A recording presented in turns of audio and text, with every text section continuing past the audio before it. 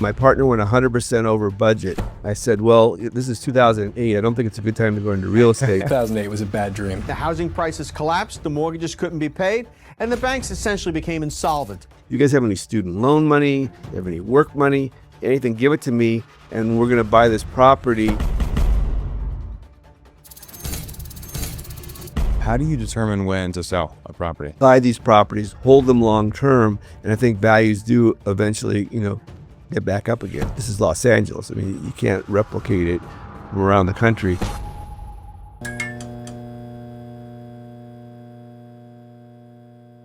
Welcome to No Vacancy, where I share conversations with LA's top multifamily owners, investors, and visionaries.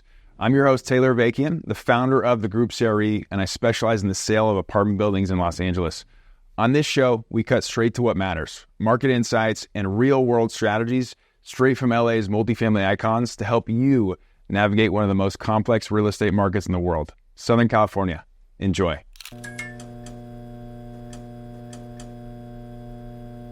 Welcome to the podcast. My name is Taylor Avakian. I'm here with a fantastic guest, an incredible owner-operator, been in the business for over 40 years, and Mark Weinstein from MJW Investments. Mark, excited to have you on.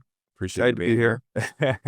So we're going to just dive right into it. I know you've been doing this for a very long time. Can you just give me a little bit of the background and how you came to have a portfolio of over $1.5 billion asset under management, and then, why we're here today? Well, it started very simply. When I grew up in Canoga Park and went to undergrad at Santa Barbara, ran track, and then when I was going to law school, what I saw was that people that could do philanthropy and do all the things that I wanted to do were owning real estate. Real estate seemed to be a vehicle upon which people became wealthy and independent. And so while I was in my first year of law school, I decided I was going to look for properties, even though I knew nothing about it. I didn't have any money. I had a negative net worth. I went around and looked at properties and didn't really find anything. And then my sophomore year or second year in law school, I found a building not too far from school. It was 4 units and a house. And I said, okay, great. I found something. And there was an assumable loan on it. So I figured, well, maybe I could talk the banker into letting me assume this loan. Because in those days, you could actually sit across from a banker and talk to them. And so I went to school and I said to my fellow students, I said, hey, you guys have any student loan money? You have any work money? Anything, give it to me. And we're going to buy this property. And we'll make cash flow and it'll be really good. And so we got the money from students and other people. You raised your first investors were students? They were students, and it was a lot of their student loan money. And so there was one guy that his girlfriend was yelling at him in the hallway, don't give your money to Mark. That's ridiculous to buy this real estate. You hardly have any money. But he did it. George Showett was his name. He was one of my classmates. And so we bought the building, and we ended up fixing it up ourselves, painting, being involved in it. Where was this? It was on Westmoreland by Venice Boulevard. In K-Town. In K-Town. It was in K-Town. In law school, Loyola Law School is downtown also. So and I lived at Burlington, 9th and Burlington. Yeah, a 900 block. Yeah, so that was quite a interesting neighborhood that I was living in when I went to law school. But yeah, so we found a 5-unit building, and that's how it started. Do you remember the price?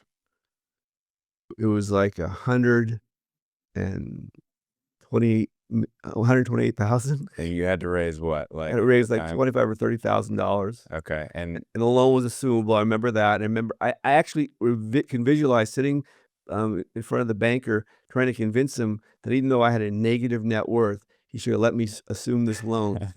Literally, I owed loans and I had no assets. So it was, in those days it was really kind of, if they trusted you, they would let you assume the loan. Yeah, wow. Geez, I know the no doc, no do or whatever. Oh, I don't know about docs, but I'm sure there were documents. But it was more of that a banker in those days really was a person that if they approved you, you could get things. It was just like, I think I trust you. Right, exactly. And do you remember what you guys did to the building to fix it up, or what was the? Yeah, well, I mean, we just went through the units and upgraded the units and made them nice. And then when tenants were leaving, we were getting higher rents and, nice cash flow. And we held it for a few years. And it's interesting. When we decided that we might want to sell it, a woman that was kind of my secretary, she bought it. So she bought it. Really? Yeah, she In-house. yeah, she bought it, and, yeah, and she still owns it to this day. Do you remember what you sold it for?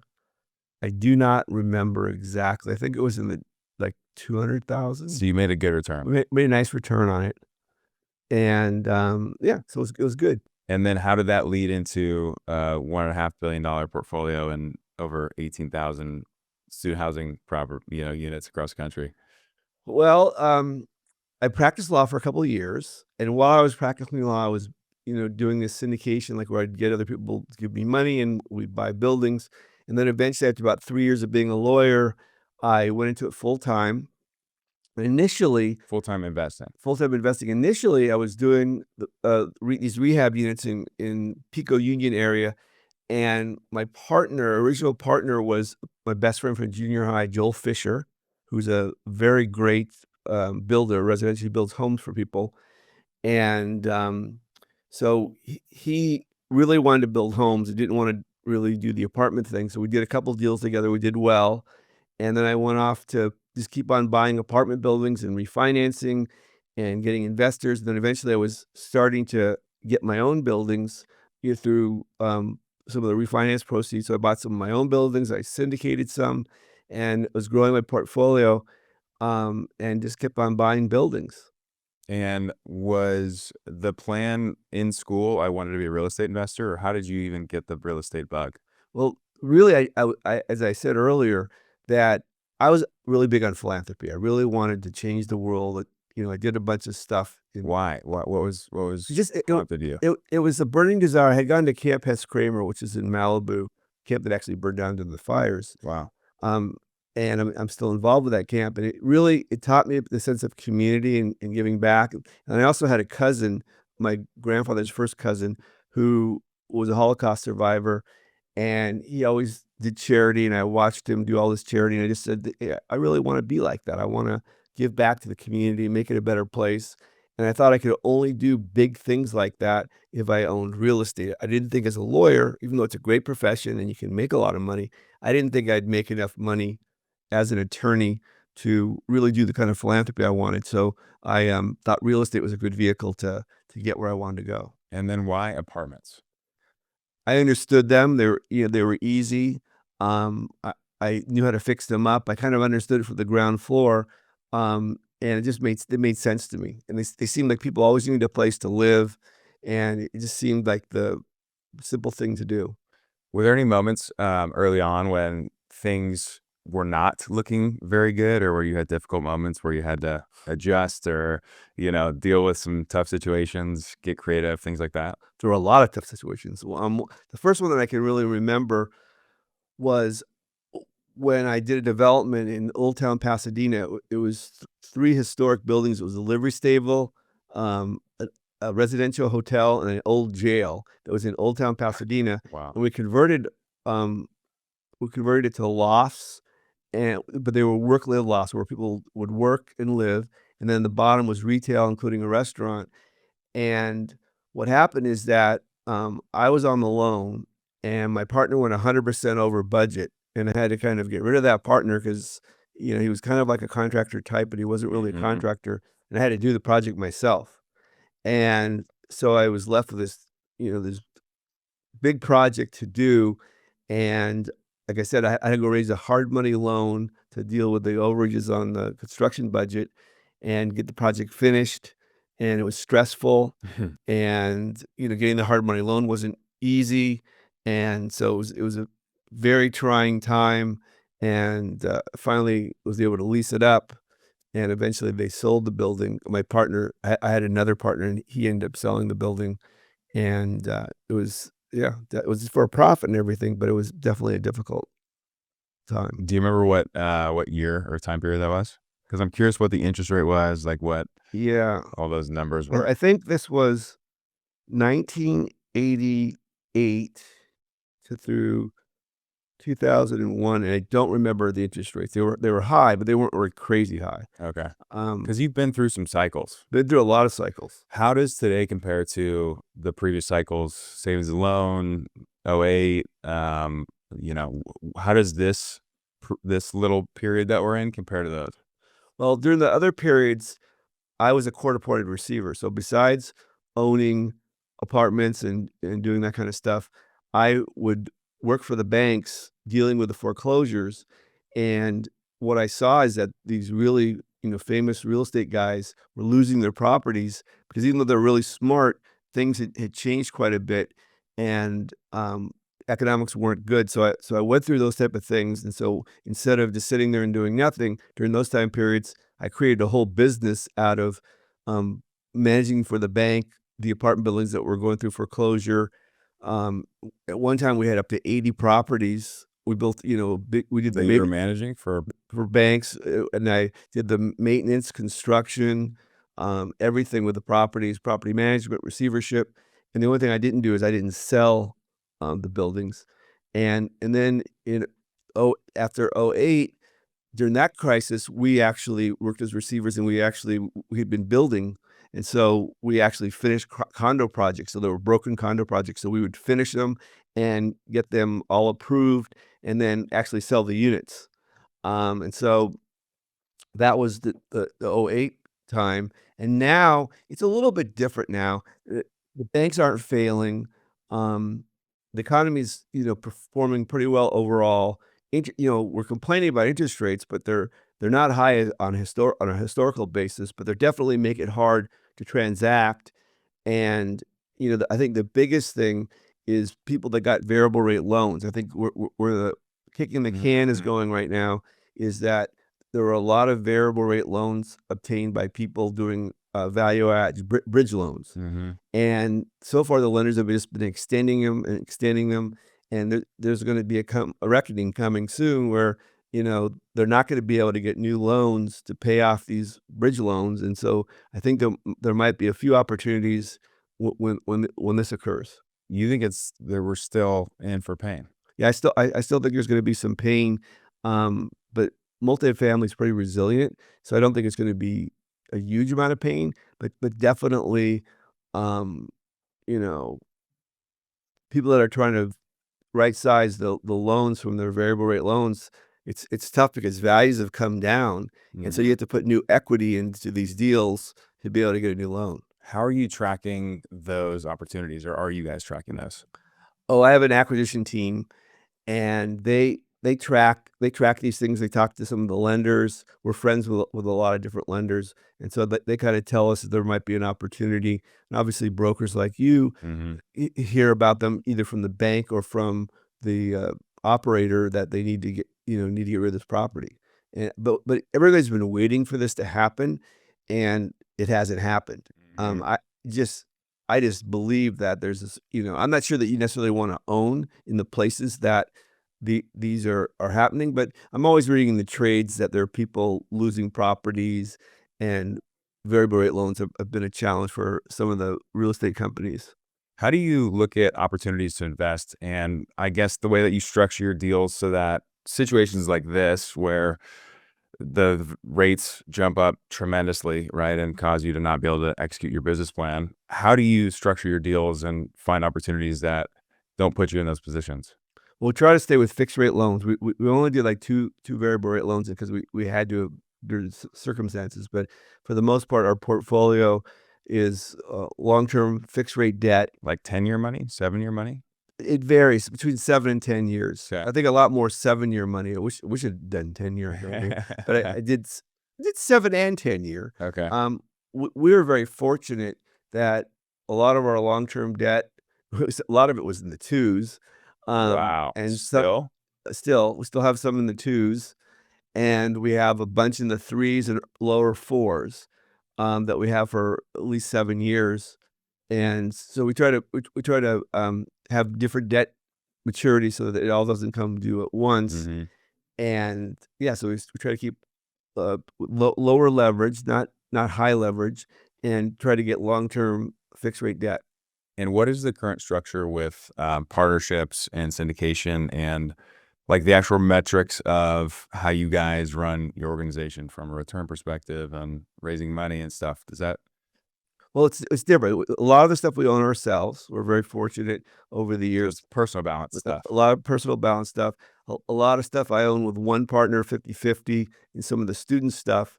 And then there's also a lot of the student stuff and some of the multifamily that we've syndicated. But again, we're usually the largest minority investor in the deals.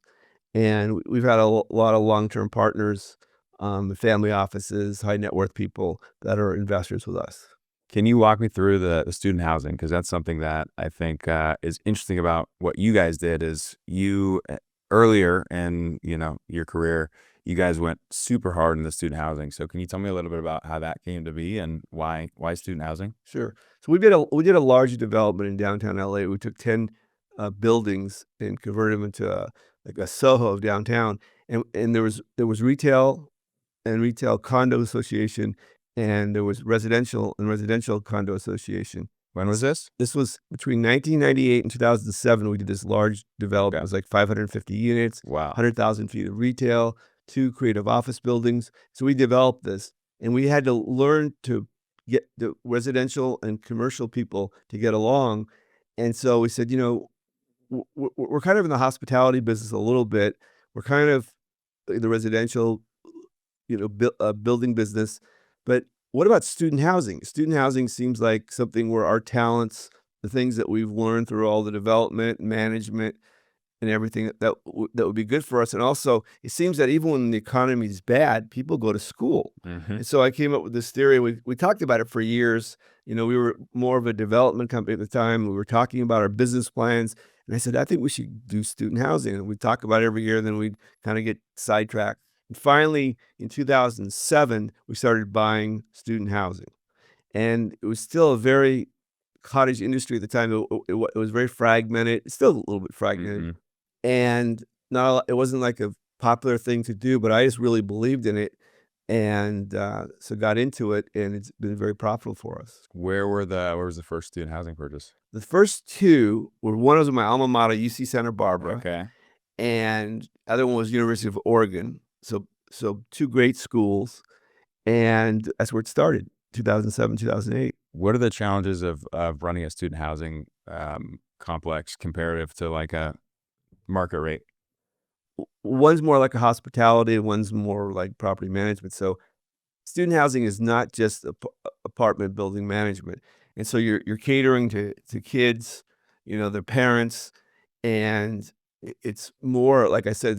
There's a more hospitality aspect to it. You got to put on events, Mm. more so than you would for even your regular apartment buildings, and it's more of an operating business rather than because students are having to renew their lease. You have one shot, to get them to Mhm. do it. And if you don't lease their space, you're out for the year. Whereas on apartments, you could have a bad month and you can still make it up the next month. Student housing, if you miss the boat on lease up, you've missed the boat for a whole year. Interesting. Okay, so you had to get really creative in terms of the marketing of how to attract tenants, students, the student tenants, and what they look for, what amenities they look for, what's the rent balance there. I'm sure picking schools was something that was Very important. very important, right? Which one's growing, which one's getting funding, which all that. Which is overbuilt, which is underbuilt, which has a lot in the pipeline. How popular are these schools? What are the delta on operating expenses? Like, I imagine that it runs a little bit more expensive. It runs a little bit more expensive, but then also your income is higher because a lot of times you're renting by the bed, not the unit. So, Mm. like, you might get $800 or $400 for a bed. There might be several bedrooms, you know, in the unit. And some schools are not by the bed, but a lot of what we have is by the bed. Got it. Okay. And so that's from 2007, then you started growing and expanding that because it obviously was working and you're refinancing, purchasing more. Right, so we did student housing. We kinda had a pause during, some of these downturns. We bought a bunch of student housing and we stopped, and then we continued with our receivership work, and then, we looked at doing a fund, and we didn't do the fund, and then we, eventually started buying more apartment buildings, and then we got back into it big time in 2013. That's Mm. when we really started buying a lot more again. And we started with one building at BYU, and we now have like 4,500 beds there. We're the largest owner of student housing there. It's been a great market for it. It's a difficult school, but it was a great market for us, especially because we really control the market, and it's been great. We got good basis on our stuff. We did some major rehabs. We did value add, and we got great rent increases, and yeah, so it's been a good market for us. So if anyone in BYU, is it under the name MJW? No, it's under a lot of them are called Liberty on Freedom, Liberty on 8th, Okay. Liberty Square, So they know. If anyone's listening, here's your landlord right here. Raintree, Glenwood.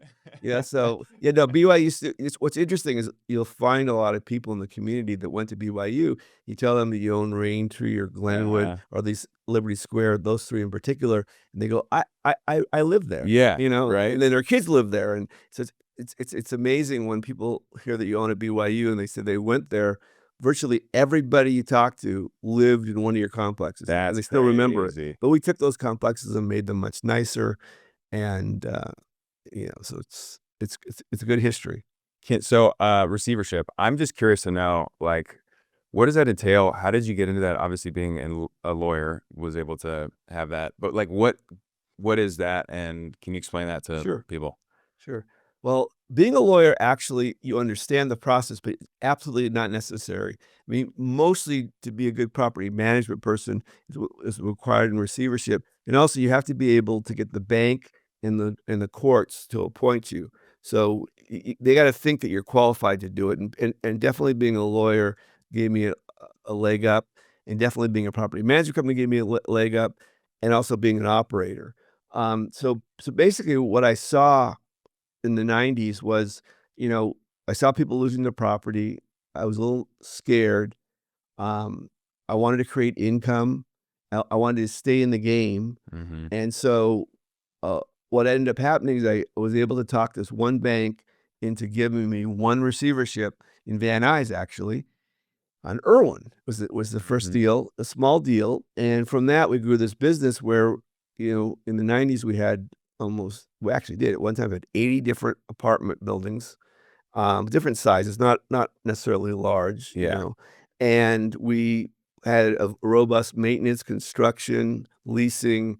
We did everything. So you were basically asset managers for the banks. Asset managers with the bank, and we also did maintenance and construction, so we were vertically integrated, so we did everything. The only thing we didn't do, we had a broker's license, but we didn't sell Hmm. the, buildings.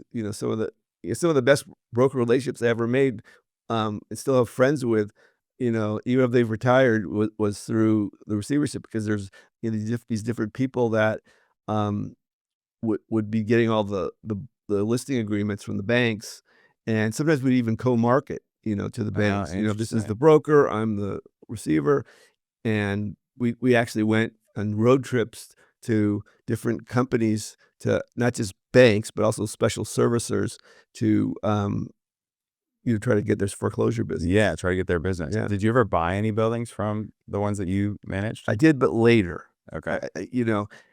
I was having gone through and seeing some of your friends lose their buildings kind of freezes you a little bit. I mean, Yeah. I had a couple people that were really harassing me to say, "Hey, Mark, you should buy more. You should buy more." And I wish that I had been a little bit aggressive a little earlier, but I still got a fair share of them. But I waited a little bit. I didn't just jump in right away.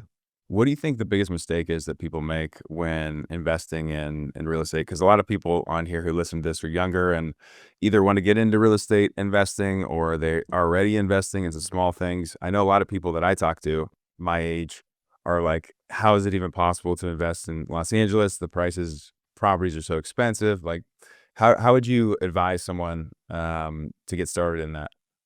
Well, I mean, Los Angeles has a lot of regulatory issues that make it more difficult, but it's all about basis. If you can buy a building, that somebody wasn't really managing very aggressively, that has lower rents, over time, people leave, and you can raise the rents, or you can buy them out. There's procedures through the city. If you pay them a certain amount of money, you can legally buy them out, and then you can raise your rent rates to market. Thank goodness those propositions that were just on the ballot didn't Mhm. pass, because that would have changed the game dramatically.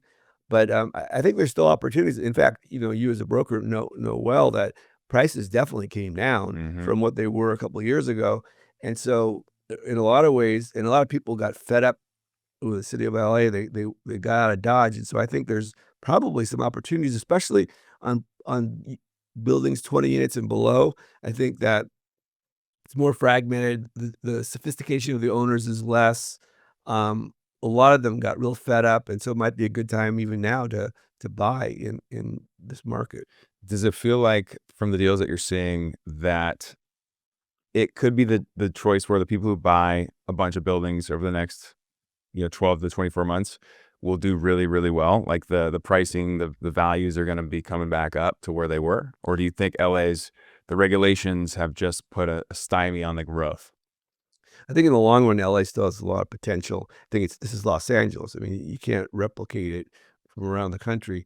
Um, You have to have a good stomach to get into it now. But I think it's a big advantage to people that don't have the history and haven't gone through all the headaches, that, they don't have all the negative baggage. So Mhm. it might be a good time to, take advantage of people wanting to get out of Dodge, buy these properties, hold them long term, and I think values do eventually, get back up again. So when you talk about basis, because I know we've talked about this too, you're a big price per pound, price per square foot guy. Why that strategy? Why is that a big metric for you that you look for in buying buildings, like buy box wise? What about that specifically? Well, the basis is really important, because if you buy at a low enough basis, over time, it's going to grow. And if you overpay, it takes you a really long time to make it up. And so it's just a real basic thing, is that it's not so much the price per foot so much, or price per unit. It's just the overall price, that, you know, how it was historically and what you're buying it at. But per unit, per square foot is a good indicator. Buying below replacement cost. The other thing where our strategy's changed a little bit is, even though we still do a lot of value add deals, in the last several months, or maybe even last year, we looked at buildings that were, more modern, newer type buildings, so it's Mm. that were mismanaged, and just try to, cash flow play, buy something for a long-term durable cash flow, because you weren't getting paid.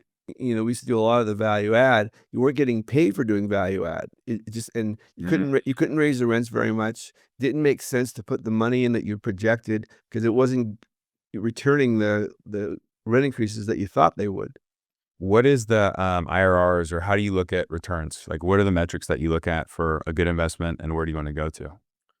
Um, it really varies. For myself, I look for durable cash flow and buying it well, and I'm holding it longer term. So I'm not really IRR driven. Hmm. Buy it right, get the cash flow, improve the cash flow. I always like to be able to raise the rents over time, to know that my rents aren't at market, because otherwise, like we've just gone through a period of negative rent growth. Hmm. So if your rents are a little bit below, then you have some runway, even if there's rent control. And, so I don't personally do the IRRs. I might do it on the back of the napkin when I'm buying a property. Hey, if I sold it in 3 years based on what we're gonna do here, what's my IRR? And so for value add deals, we were looking for 18 to 20% IRR on a deal level. And then, for Core Plus, we're looking for a 10 to 14 Okay. IRR, but it really depends, because it depends on how, what ended up happening with us. We did really well, but our IRR, and some of our IRRs were, 80. But Hmm. a lot of times our IRRs, like we're selling a property right now in University of Michigan. It's going to be a 21% IRR, but we held it for 9 years. Oh wow, So it makes it hard to have I mean, a 21 IRR that's after you're holding it crazy. 9 years Yeah. is pretty good. But if we'd sold it in 3 years, it would have been a 40 IRR or 50 IRR. Yeah. So it's Misleading metric. yeah, so misleading metrics, because if you end up holding things, and we even if we're getting a promoted interest, being a GP or a managing member on a syndication, we're not really in it to make a quick buck. and we're more aligned with the investors because we want to be it to a long term. And so we probably waited a little while because we weren't really looking to make our profit. We waited a while before we sold a lot of the stuff. And so that's why the IRs are not 30 or 40. They're more like 18 to 20.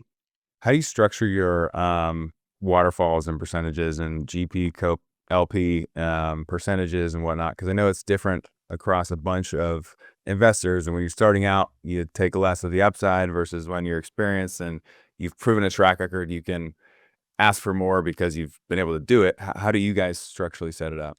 So the way we do it, we've been doing this for a while. It's a 1/3, 2/3, where the limited partners get 2/3, and there's a 6% priority return. So on this last deal, I think we had a 7% priority return, and that's just how we do it. And it's real simple. So you return all the capital and then it's 66 and Yeah, 33. right. Got it. Okay. And in terms of how you're looking at the future, right? Where do you guys want to invest? How do you want to grow MJW? What does that look like? Well, right now, for example, we closed yesterday a deal, 91 newer townhouses in Boise, Idaho. It was a Congratulations. Thank you. It was a market we wanted to be in. We've been looking for a long time. It's hard to scale there, but we're gonna look for more properties there. We got a assumable loan at 3.24%, so that was really good. This was partly an exchange, partly new capital, and so that was a market we had targeted and we got into. Another deal that we're doing right now, for example, is in Upland. It came to us really off market from an unsophisticated seller, and it was just landed on our lap, and it's a value add deal where rents are like 1450, and market rents, even at the property newest Mhm. rents are 2650. So it's huge delta. There's 6 units that are already at market and rehabbed, and we'll slowly go through and rehab the other ones, and then we don't, we might hold it for a while. We'll refinance, pull some of our money out, return it to our investors, and then decide whether we're going to hold it long term or sell it in the near future. How do you determine when to sell a property? That's a good question, actually. We don't have a formula.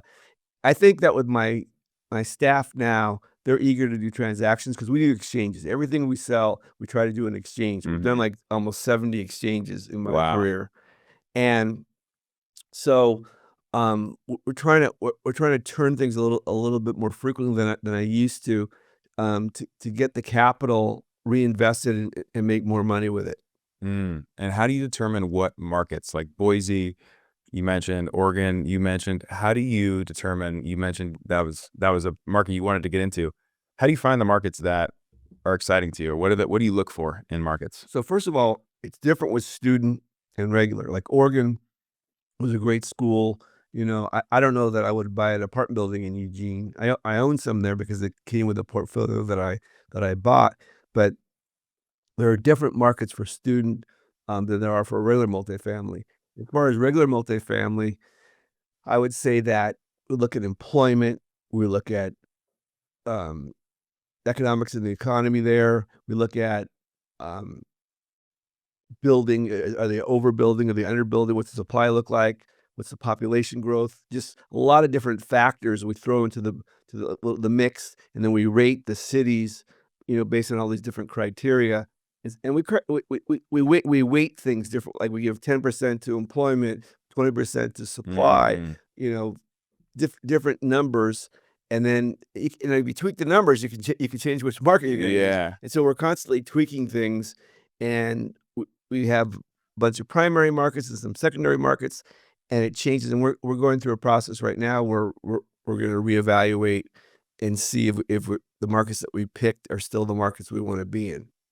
How do you grow a team, and what are the most important people on that team to grow like this actual private real estate investment company? What are the very important members of that team, and how do you look at trying to structure it? Well, I think my COO is the kingpin of it all. Natalie Greenberg's my COO, and she's been with me for 4 years, and we kinda changed what we're doing in those 4 years, and really really worked on culture. We had a great culture when we were developers. We had 60 people at one point, and really focused on that a lot. And then it kind of drifted a little bit. Not that we didn't have good people, Mhm. but we weren't focusing as much on it, and it kind of drifted. It was Mhm. still good, but it wasn't a focus. And now we're refocusing. You know, she's hired a bunch of really great younger, energetic people, very selective and crafted is to what the mix is in the office. We got some business consultants that we're working with now to make our strategic plan, and we're working on a bunch of different things and initiatives, and she's done a great job orchestrating it all. What is so when you say initiatives and strategies and changing that, like give me an example. What do you mean by that specifically? Okay, so a couple things are, should we do a fund, and maybe for our value add student housing, um, what type of people do we need to grow? Like, for instance, right now we do our own property management in LA, in California, Mhm. but for our Washington properties, Atlanta, Boise, all the different places, we use third party. And so we're going to be bringing more of it in house. And so we hired a new HR person. We hired a supervisor that can also help with Washington. We're hiring a lot of new people. We're hiring a new accounting person. And so we're kind of growing the organization so that it can do more internal property management. We are not going to do the student housing. There's like almost 8,000 beds, and we're not. Oh, geez, we're, yeah. we we have a proprietary relationship with one company that has invested a meaningful but small amount into all our deals, not all our deals, a lot of our Yeah. deals. And so they're a lot more aligned with us. It's one thing I can tell you is that if you want to be aligned with your management company, make sure they invest with you. Oh, interesting. I've Yeah. never heard of that Yeah. before. So I think it's really important because I think that a lot of people, especially through the pandemic, would be complaining a lot about the property third party property management business. They they l- they got frustrated a little bit because of all the regulations in the various cities, and the tenancies got worse. The areas got worse in a lot of areas, Mhm. and property management, had a really hard time hiring people, and the quality and supervision is going down and down and down. And so, I think it's a big issue right now. And so where it's worked really well for us is in the student housing area. The main management company we have is invested in a lot of our deals and is very aligned with us. And Mhm. they're paying more attention to stuff, and it's a meaningful investment for them. So it's a good way to find alignment. What does your day look like? Like what does your day look like? What's a typical day? Get up in the morning. The kids are probably making noise. I have 11-year-old twins, and I work out. I do workout for an hour and 20 minutes, and I do a little tai chi and a little meditation as part of that. Um, and so that's part of my day. So it takes a while. So Mhm. and then I get to work. Usually get to work after all of that, actually in my chair by 9 o'clock. Um, Fridays I work from home. I still do the workout and everything, but Mhm. I don't have to drive to work. And, so I'm obviously working a little before 9. And so that's what the beginning of my day is, the workout, meditation, play with the kids in the morning before I go, a little bit, occasionally drive them to school, but they go earlier on most days, and so it doesn't quite work Mhm. to drive them. And then I maybe have some meetings. I'll spend some time going through my emails. I get so many emails, and I like something that a younger person taught me is that you clean out your box, so you erase all of the emails. It's Inbox 0. inbox 0. So Yeah. I never get to inbox 0, but I get to inbox like 6 or 7 for the day because I do go back and look at some of the Uh-huh. stuff. Um, so we get rid of a lot of my emails. We often have meetings. We have meeting on Monday for kind of what's going on. We, we have meetings other days on the student portfolio. We have meetings other days on the multifamily portfolio. We have acquisition meetings, dealing with current and future acquisitions. Um, Sometimes we're working on loans, and so there'll be various things. And at lunch we have meetings with various people, whether it be investors, lenders, lawyers. Yesterday we had lunch with some of our lawyers. Mm, For Manette Phelps is one of the firms that we use. We use Sklar Kirch.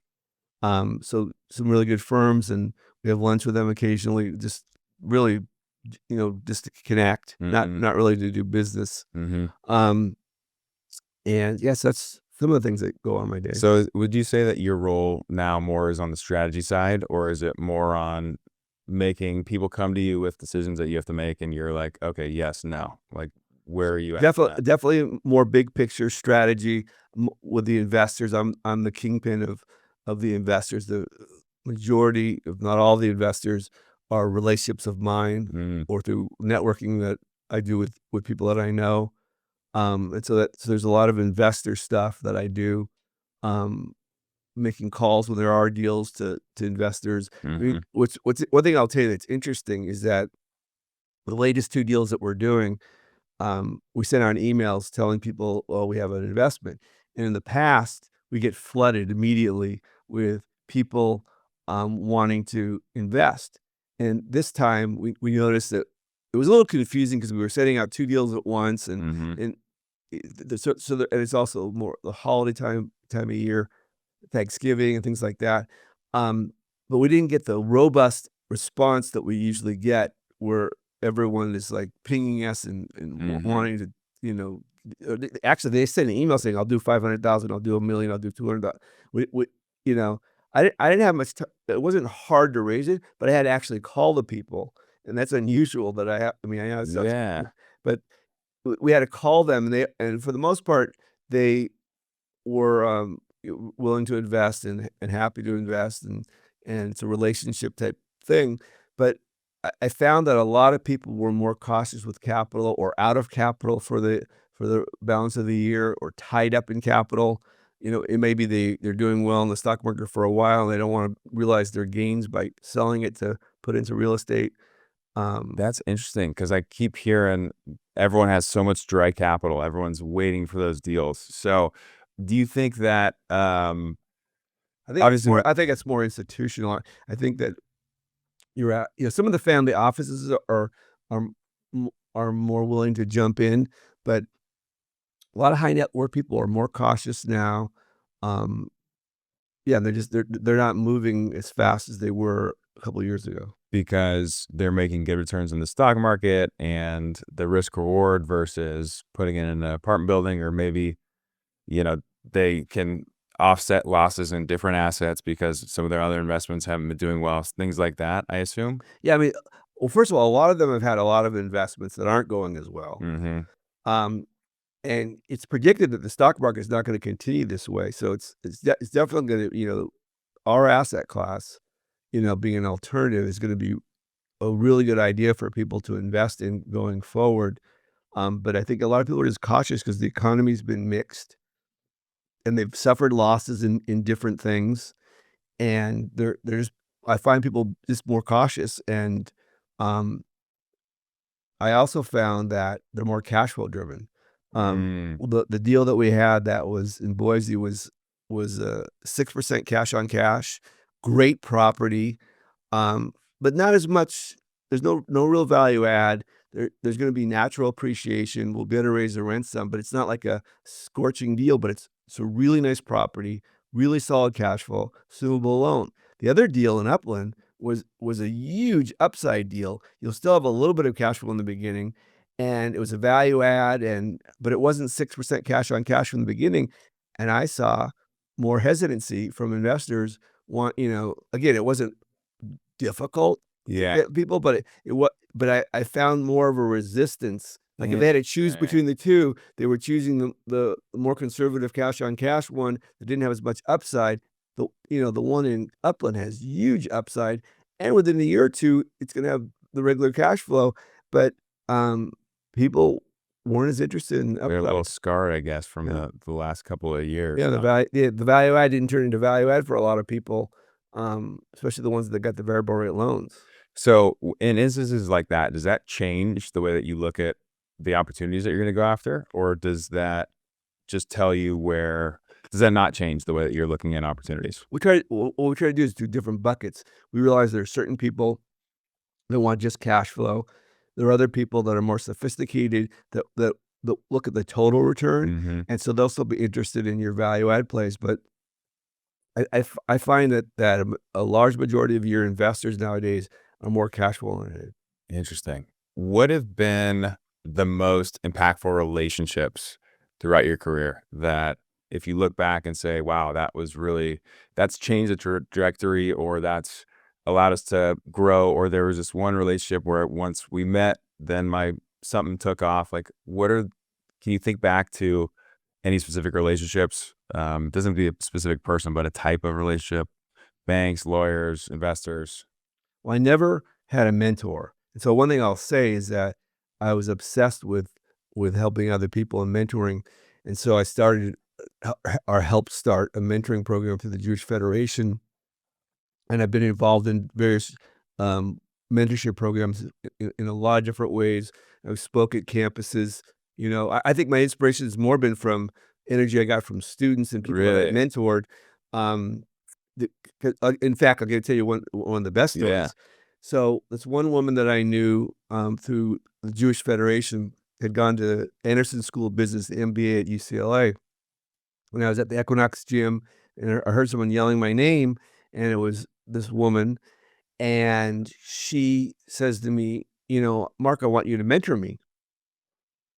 And I said, "Well, this is 2008. I don't think it's a good time to go into real estate." And so, I did mentor her, and after a few sessions, she goes, "Well, Mark, you've been so great to me. What could I do for you?" And I said, "Well, why don't you find me a wife?" And she kinda laughs and says, "Oh, that's interesting." And she took me seriously, so she goes to her mom, says to her mom, "Hey, mom, you know that guy Mark that does all that philanthropy and he's in real estate and he's been helping me?" "Yeah, I do." Well, I wanna introduce him to someone really nice." And so the mom said, "Well, matter of fact, I had a dream last night about my current wife and my mother-in-law." And so she says to my mentee, "Why don't you introduce Mark to Farah?" And so I met Farah on Thanksgiving, and a year later, I married her. So No so so way. that was absolutely the most impactful thing that changed the course of my life, um, was because I gave back, because I mentored, you know, and I put it out there, even though I was kind of kidding, but I Yeah. did wanna get married, but I Yeah. wasn't really looking for this mentee to find me a wife, and she took it seriously, and, um, I met my wife, and Wow. so that obviously was extremely impactful, in everything. It was the greatest thing that ever happened, and that and having our twins, Hmm. were the 2 greatest things, and it all happened from my being really open to mentoring, and I mentored a lot of different people, and I actually did learn a lot from my mentees, just in their energy and the way they looked at things, and they hadn't been through, like, some of the cycles, and so they weren't Hmm. scarred, and they were less conservative than I was. Having gone through some of the stuff, I sometimes would advise them, "Well, maybe you should, take it a little easy on this, don't go so fast." And sometimes I was wrong Yeah. because I was doing it based on my experience rather than, they didn't have that experience. It kinda helped Interesting. them, because they weren't saddled down by old experiences. What makes a good mentee? Like, what makes a good, if people on here want to find a mentor, and not necessarily saying that but in general, how do you you want to be mentored, you want to do something great with your life. How do you find a person? And then what makes you a good mentee in that situation?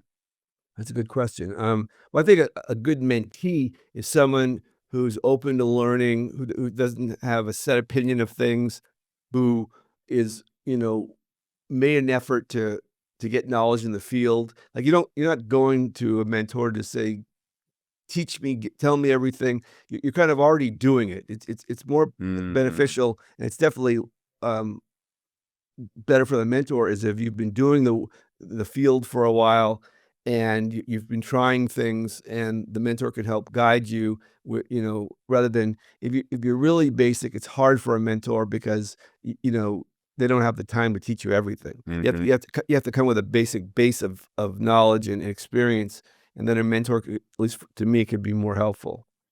That's interesting that you talked a little bit about meditation and stuff. And that's interesting to me because that's something that I have been very interested in more from a mindfulness perspective. And the fact that you said that you realize, you're aware that some of your beliefs were holding or were incorrect in terms of the advice that necessarily was best for that person.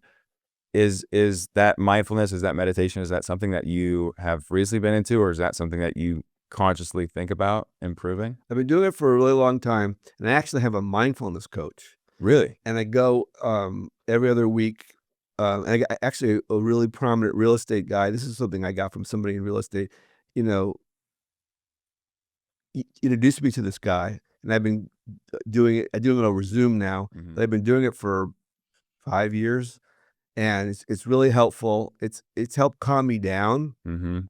It's helped me be more relaxed, and I can get centered. And so some of the techniques they teach you is that, if you're getting upset, you're using breathing in different things to calm yourself down. You can be in a meeting with people. You can prepare yourself before the meeting by doing some breathing exercises.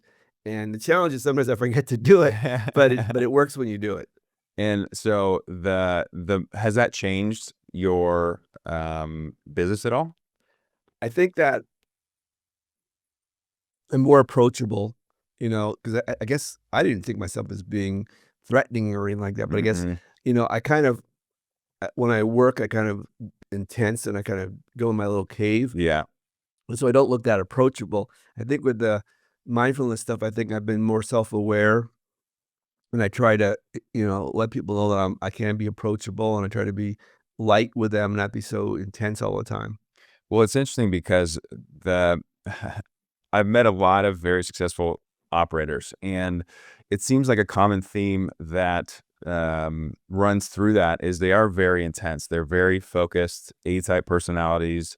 They get shit done. Like that is how they do business, and sometimes that can be seen as or have a lack of warmth, right? And wanting to. I heard recently the definition of charisma is warmth and competency. Warmth and competency. And so someone could be very competent, Elon Musk, Bezos, or, people like that. But the warp side may not be as developed, or it's not something that they have.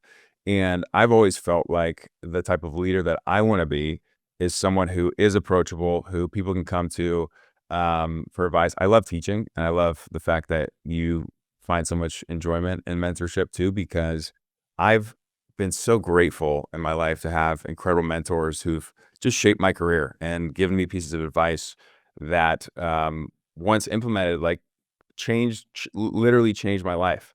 So it's very interesting that that is kind of how you've approached it, even recently in your life and your career, because you've been doing this for a long time, right? And so you're never too old to learn and improve and grow. And you seem like someone who constantly wants to improve and learn. And how do you continuously learn and improve yourself? Well, I think it's important just for my kids and my wife. I want to have great relationships with them, and I want to have a good impact on them.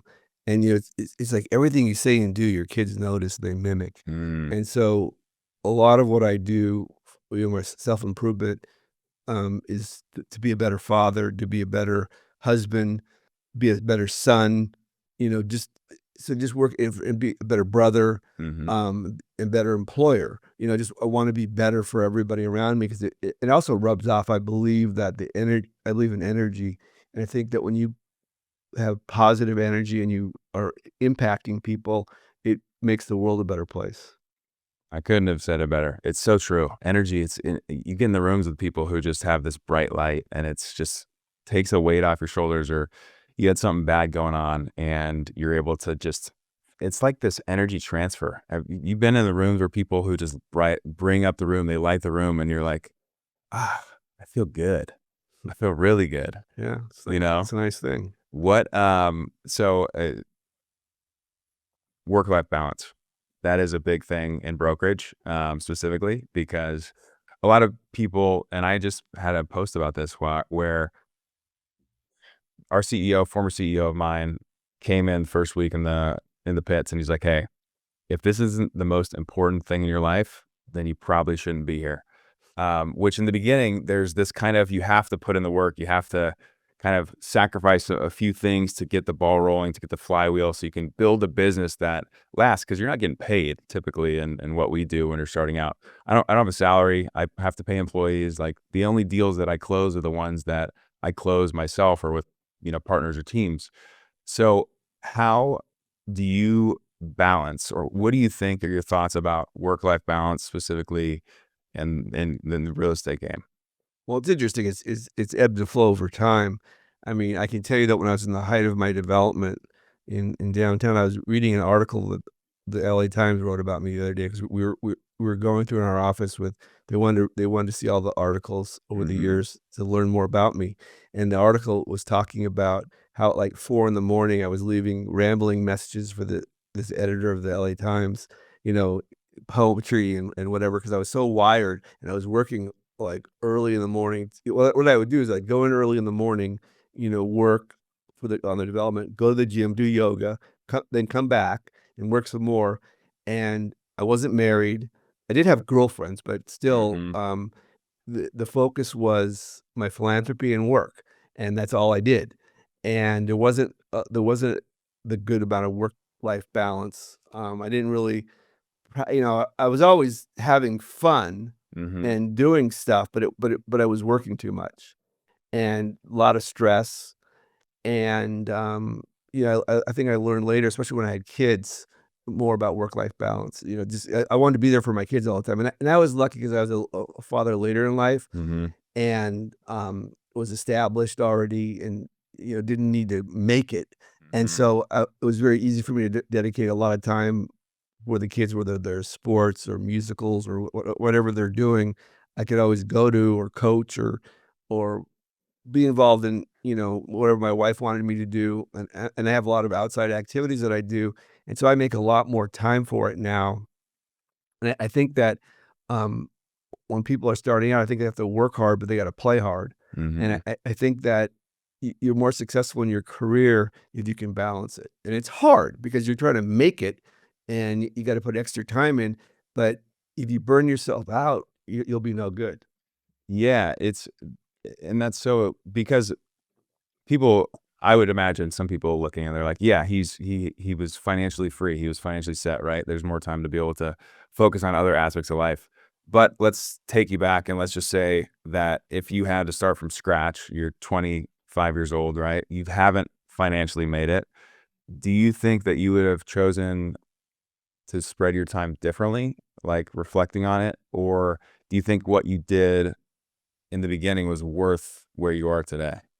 I think it was worth, but I didn't know any other way to do it at the time, so it wasn't like I had a choice. Yeah. I didn't have anything, so I came from nothing, I didn't have anything, so I had to work extra hard if I wanted to be an investor in real estate, and also when I was a lawyer at first, I had to do the law job, plus after work, do the real estate thing, so it's just there wasn't really a choice. I just think, that if I could have met my wife earlier, it Mhm. would have been nice to share some of the journey with her, though she shared a lot of the journey with me, but Yeah. just saying earlier on, I think it probably she mellows me out a lot, and so Mhm. I think that, that's one thing is that a great relationship can be a good balance for you because you want to be balanced for that, and you can still be successful. They're your partner, and Mhm. so, that's my only thing is that, I think that a good relationship could give you balance. They're not mutually exclusive. No, Sometimes 1 no, plus 1 equals 3 in those exactly, and it situations. gives you more energy to come back to work for. Interesting. I want to talk about the organizations that you're involved in, and then I know you have, it seems like a million of them. Can you tell me a little bit about that, and then why you're involved in YPO, with the city council, housing, homeless housing, obviously the mentorship, Jewish Federation, like why all these organizations? Well, I get a lot out of them, and they've been transformative organizations for me to be involved with, YPO, which is a Young Presidents Organization. It's been an organization I've been involved with for over 20 years. Um, Presidents of companies of a certain size and they have a forum, which is like 8 to 10 peers of yours, where you meet like a board of directors once a month for 3 or 4 hours, and you share your personal and business stuff with them, and early on, my forum in one of my YPO chapters was a great. In a sense, that was a mentor for me because they kept me in check. I mean, Mhm. one of the things is that if I wanted to get married, I needed to be the person that my wife would want to marry. And so, Mm. one of the things that my forum helped me on a personal basis was really work on myself to be more self aware. To see it was incongruent saying you want to get married, but you're dating these type of people. And so Mhm. you have to have a congruency. So that was one of the things that I got out of YPO. The other thing with YPO is that if I had brought my challenging deals to them sooner, they could have helped me. Often I really wasn't presenting when I needed the help, but they were really great in brainstorming with me on different things within my organization and growing my company. So YPO was good for that, and I was the chair of the YPO multifamily group for YPO for 4 years, and that was really enriching. I met a lot of great people through that, and I'm involved in a lot of different things in YPO that helped me with my family office, helped me with philanthropy, helped me with estate planning, and so that's YPO. As far as the charities, which has been the main thing I focused time on, Jewish Federation is like kind of an umbrella organization that's like almost like the insurance policy for the Jewish people. Mhm. It there's no other organization that is able to do exactly what they do, and they've restructured over the years, so they have various pillars of, people Jews in need, people that from the Holocaust, people that a lot of people that are low income, that are barely making it, the Federation helps. They have the mentorship programs, they have the young adult programs, and so they have a lot of different things that they do, and they do it really well, and their overhead is low. And I was in Young Leadership Capital, which is a national organization within this, and got a lot out of that. And helped start a mentorship program. Been a mentor on and off for 20 years through Federation. Um, so that's why Federation. Camp at Kramer burned down, and we became the lead donor of the initial campaign to fix up the camp, and now it's to rebuild the camp. Wow. And I got my philanthropy and community, you know, background stuff from camp, and so camp was really important to me. I think it's important for young people. I support it both in the United States, but also in Europe, like in Ukraine and Poland, where Jews aren't able to practice as being Jews, and so the camp is the one time that they can be Jewish, and so I do that. The homeless stuff, you know, I tried to be really involved 20 years ago in the city, and the city kind of rebuffed me in some of my ideas that I had to help with homelessness, and so I kinda got burned out on that, and got out of it for a while, but then during the pandemic, I got more involved with a few groups, helped start a group that does transitional housing for the homeless, and then, I also recently got involved with, a guy that's put together a bunch of nonprofits dealing with homelessness. They asked me to be on their advisory board. They do both. They're doing a fund to build housing. They do things to help the different organizations that deal with housing. Because when you're dealing with homelessness, you're not just dealing with a person that doesn't have a home. You're having to deal with their mental condition, Mhm. everything, every aspect of their life, and so there's more to it than just providing a home. And so really involved with the homelessness. Um, I'm also really involved with APAC. I was the chair of the real estate division of APAC, um, and that helps elect candidates that are supportive of Israel. Also with the Jewish Federation, I was on the board for 10 years. I was the real estate chair and also the honoree for their big dinner. And so I did full cycle at the Federation, and I'm still very involved. Mhm. And there's a bunch of other You're organizations. doing it all. I have a lot of organizations I'm involved with, and so I'm sorry for any of them I didn't mention, but there's a lot of them. No, you're doing great work. I want to touch a little bit on the homelessness. Like, how do you think because when anyone sees LA on the news, it's rents are high or there's a homelessness problem or cost of living is going up. Like, how do you think we solve the issue? Because building $1 million unit per unit apartment complexes for homelessness does not seem like the answer. Well, there's a lot of ways to build units for $250,000. There's different organizations that have done it, um, and transitional housing. Dignity Moves, a group I'm involved with, is able to do temporary housing, modular housing for around 80,000 a unit. Wow. And it can be moved if it needs to be moved, and so that's one solution. And there, like I said, there's a company called SDS, which is a company in LA where they're big do private fundraising. They don't get debt, and they build the units for around 250. They're modular. I think they're modular. 250,000 a unit, and so could definitely be done. The reason why the other units are so expensive is there's unions involved, and not that unions are bad, but just that there's unions and all these fees and different regulations, and it jacks up the price. And there's better ways to do it. And I think the private sector, I think the homelessness issue needs to be handled by the private sector. I think they should funnel the monies from the government into a private or not foundation, private company that works like private industry, and let private industry do the housing. Use a lot of modular housing. It's faster, it's cheaper, it's just as good. It's beautiful, and you know, 20 years ago, when I was involved with the real estate, I was asked by the city controller with a couple other real estate guys to write a report on housing in LA and what we recommended. And so the first thing I discovered when I was doing my development in downtown, and I needed parking, the city didn't have an inventory of everything they owned. So the first thing I said is, we need an inventory of what real estate we own, and we need to know, is it why should we be giving a nonprofit an office building that we own in Beverly Hills when it's not even near the nonprofit? And so how do you monetize your real estate? And so what I had suggested to the city was, why don't you take bunch of these lots and upzone them. Instead of giving money to the developer, take these lots, these various lots that you have, and upzone them, and then you could do affordable housing without giving the subsidy, and they'd have a cheap land basis, and also they could do a bunch more units and have a plan and do that. And I said do modular housing, and so they rejected all that stuff. I think a lot of it came from the union was really pushing back on because of the modular stuff. And again, I'm not an anti-union person, but it often doesn't work in the favor of development when you're trying to do inexpensive housing. Yeah. So I had suggested that to the city. I came up with this whole plan, wrote a report, and that got blown off kind of. And so I said, this is ridiculous. I'm going to spend my time elsewhere. The city's not going to work with me.